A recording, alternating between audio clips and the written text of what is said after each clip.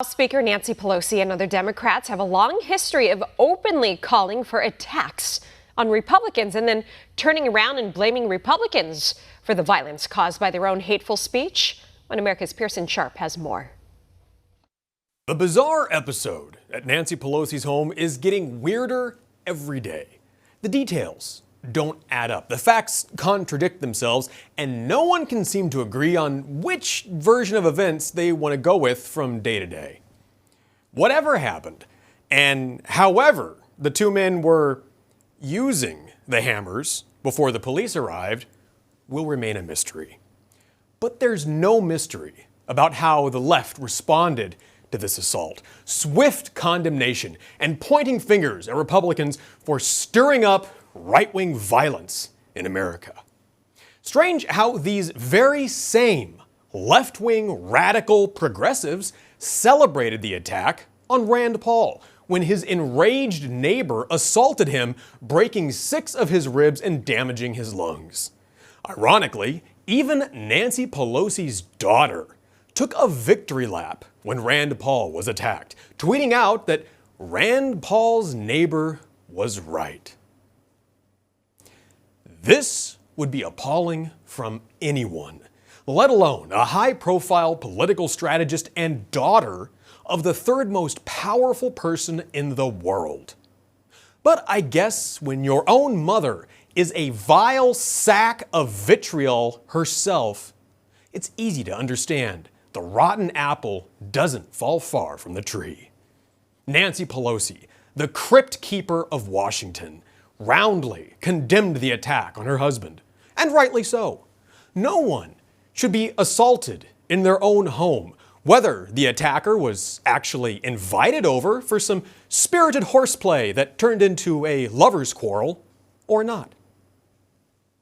But Nancy Pelosi can't have it both ways. She can't blast Republicans for stoking violence when she herself threatened to attack the sitting president of the United States, Donald Trump. That's right. In recently released footage from January 6th, Nancy actually said that if President Trump came to the Capitol, she would punch him. See for yourself. Oh, he comes, I'm going to punch him out. This is my moment. I would pay to see that. I've been waiting for this, for trespassing on the Capitol grounds. I'm going to punch him out, and I'm going to go to jail, and I'm going to be happy. Doubling down on that, when she was called out for threatening violence, Nancy said that she doesn't regret threatening to punch the president. And now we've seen that you said, on the day of the riot, you said that if he led the rioters and came up to the Hill, you would have punched him out. That's right. I don't even like to talk about him because it's really a tragedy for our country. But you did say you would have punched him out. I would have punched him out. I said I would have punched him out. I would have gone to jail, and I would have been happy to do so. Would you have done it? For our country. He wouldn't have had the courage to come to the Hill. He's all talk. No repentance, no remorse, no regrets. The saggy, wrinkled, evil face of the Democrat Party. This is totally in line with everything coming from the left these days, whose hatred recently claimed the life of a teenage boy, Kayler Ellingson, who was run over and killed just because he was a Republican. All without a word of sympathy from the Democrats. Far from it. The Democrats celebrated these attacks and actually encouraged their followers to harass and attack Republicans wherever they see them. I just don't even know why there aren't uprisings all over the country. Maybe there will be. People need to start taking to the streets. This is a dictator. You know, there needs to be unrest in the streets for as long as there's unrest in our lives. Enemies of the state. Show me where it says that protests are supposed to be polite and peaceful. Do something about your dad's immigration practices, you feckless. When they go low, we kick. How do you resist the temptation to run up and wring her neck? The biggest terror threat in this country is white men, most of them radicalized to the right. I thought he should have punched him in the face. I said, even if you lost, he insulted your wife. Yes. He came down the escalator and called Mexicans rapists and murderers. He said, well, what do you think I should have done? I said, I think you should have punched him in the face and then gotten out of the race. You would have been a hero.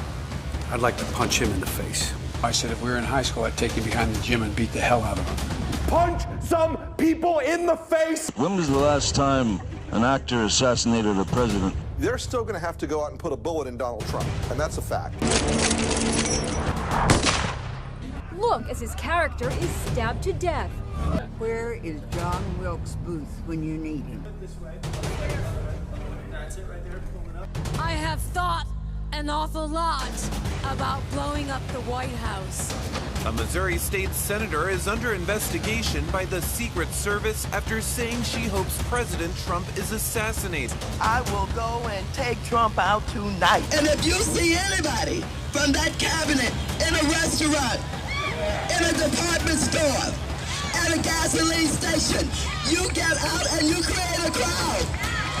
And you push back on them. And you tell them they're not welcome anymore, anywhere.